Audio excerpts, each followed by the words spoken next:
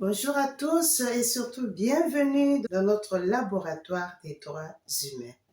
Il n'y a pas plus tard que le samedi passé, nous avons décortiqué le droit à la vie, tout en énumérant certaines causes qui constituent un frein pour le respect et la promotion du droit à la vie. Et ces causes, nous le vivons dans notre monde. Comme pour dire, notre monde est malade. Et il faut faire sortir notre monde de toutes ces réalités qui étouffent carrément le droit à la vie. Mais comment y arriver? Eh bien, Nelson Mandela, le Sud-Africain Nelson Mandela disait que l'arme la plus puissante pour changer notre monde, c'est l'éducation. Eh oui, l'éducation. Comme pour dire, il est difficile et pratiquement inimaginable de parler du droit à la vie sans pourtant aborder sa jumelle qui est l'éducation. Alors, la question que nous nous posons dans la publication d'aujourd'hui est celle de savoir, est-ce que l'éducation est juridiquement protégée? Quels sont les éléments à tenir en compte dans notre société pour que l'éducation puisse contribuer au changement de notre monde, mais aussi à l'épanouissement tant individuel que collectif de tous les hommes? Telle est la question que nous nous posons dans la publication d'aujourd'hui, tout en énumérant aussi certains mots qui minent l'univers éducationnel. Restez donc branchés dans notre laboratoire des droits humains pour décortiquer ensemble la jumelle du droit à la vie, qui est donc le droit à l'éducation. On se dit à toutes.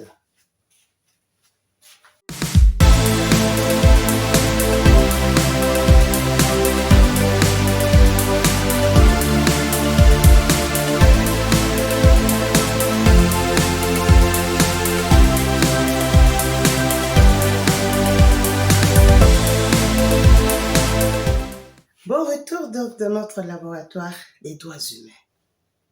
Aujourd'hui, nous parlons de l'éducation.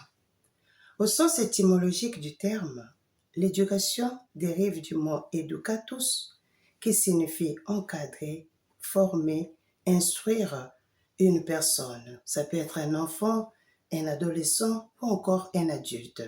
Comme pour dire, l'éducation, c'est l'action par laquelle l'on cherche à développer les potentialités tant intellectuelles, physiques, morales, humaines d'une personne. L'éducation n'est pas seulement une affaire des enfants, mais c'est une affaire pour tous. Alors, du point de vue juridique, l'éducation, c'est un droit fondamental. Un droit qui trouve son soubassement dans la Déclaration universelle des droits de l'homme en son article 26.1. Ben, il n'y a pas que la Déclaration universelle des droits de l'homme, il y a aussi bien d'autres textes juridiques en relation avec les droits de l'homme qui consacrent le droit à l'éducation. Et au niveau international, l'organe qui a dans ses attributions la question liée au droit à l'éducation, c'est l'Organisation des Nations Unies pour l'éducation, la science et la culture, UNESCO en abrégé. Au cœur donc du travail de l'UNESCO se trouve le droit à l'éducation. Le principal instrument international mis en exergue par l'UNESCO pour protéger le droit à l'éducation, c'est la Convention concernant la lutte contre la discrimination dans le domaine de l'enseignement, adoptée en 1960 et ratifiée par plus de 107 pays dans le monde. L'UNESCO donc utilise beaucoup de stratégies et de moyens pour promouvoir le droit à l'éducation. Cette convention est le premier instrument au niveau international qui consacre la question du droit à l'éducation. Et en dehors de cette convention, au niveau toujours international, il y a aussi l'agenda 2030 de l'ONU, mais aussi les objectifs du développement durable, l'objectif notamment numéro 4, qui consacre aussi le droit à l'éducation. À côté des instruments normatifs, il y a aussi des instruments extra-normatifs qui concourent à la promotion et à la défense du droit à l'éducation. Il s'agit notamment des plaidoyers, les recherches de terrain, le travail de terrain, les descentes, mais aussi les actions de communication.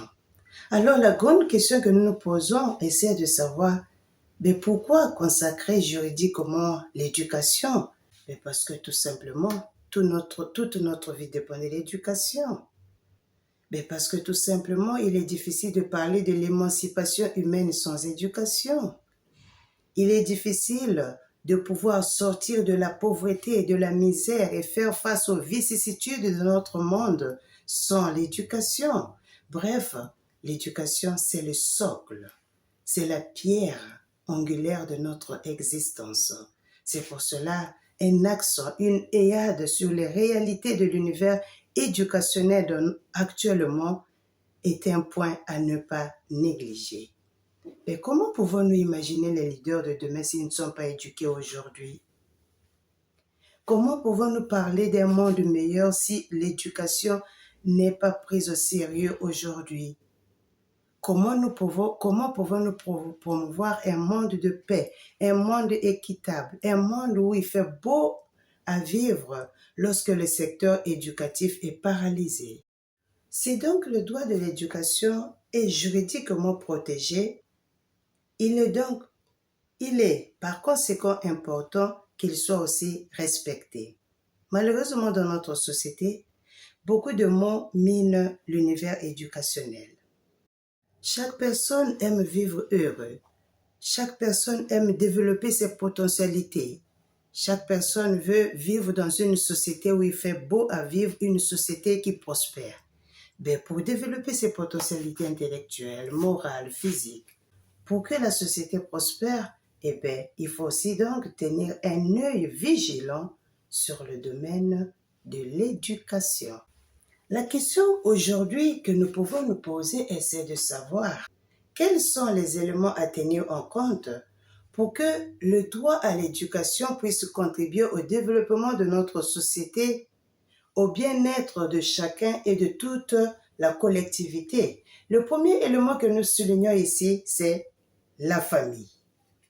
La famille, c'est la base de l'éducation. Et même la Déclaration universelle des droits de l'homme accorde une place de taille au rôle de la famille dans la promotion du droit à l'éducation. L'article 16, alinéa 3 de la Déclaration universelle des droits de l'homme accorde une place de taille à nos familles comme élément central, comme élément principal du droit à l'éducation. Et cette même disposition légale accorde une place importante aux parents qui ont la liberté de donner l'éducation qu'il convient à leurs enfants. Waouh!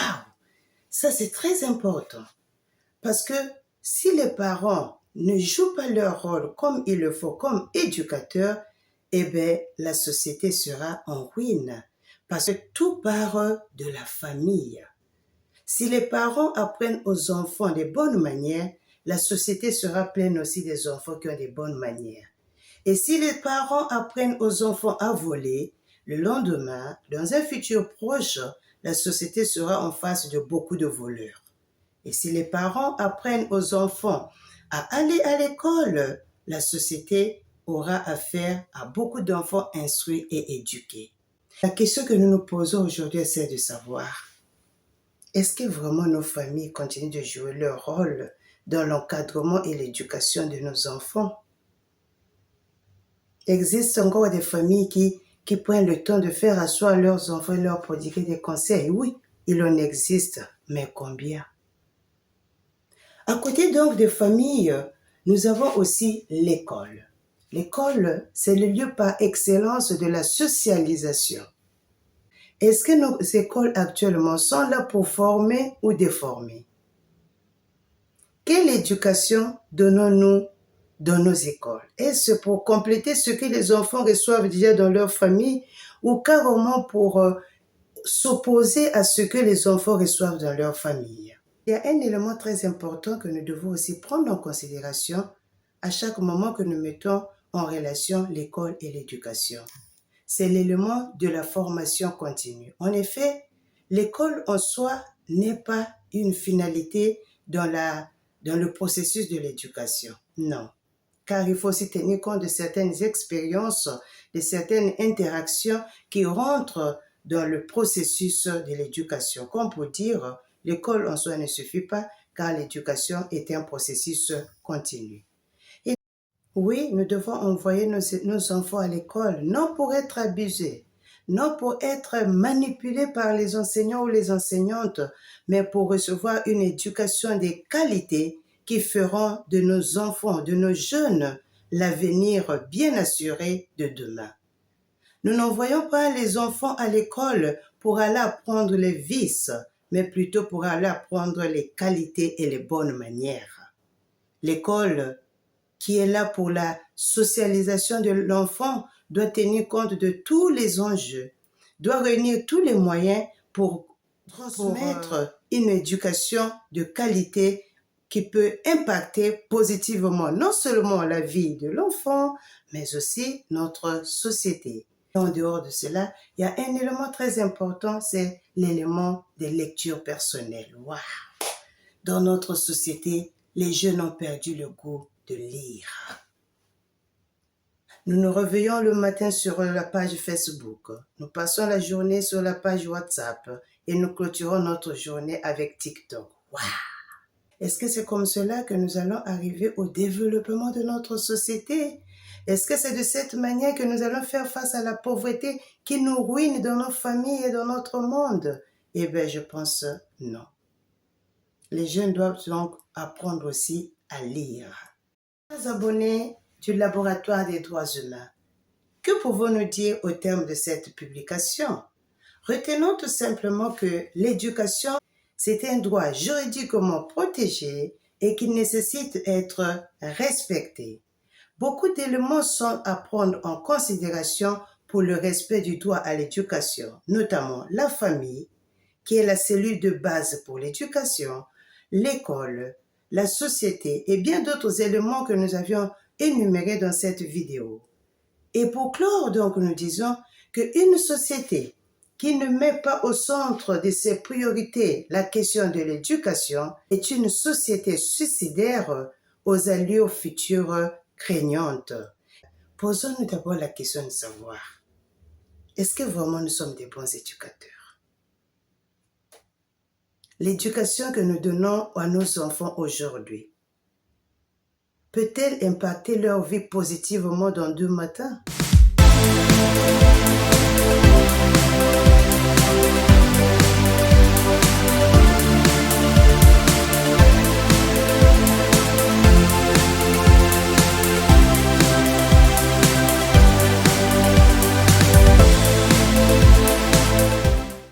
Chers abonnés de notre laboratoire des droits humains, merci de m'avoir suivi. Likez, partagez la vidéo. C'est aussi une manière pour nous d'être des promoteurs du droit à l'éducation. Merci donc. On se dit au revoir et à nos prochaines publications.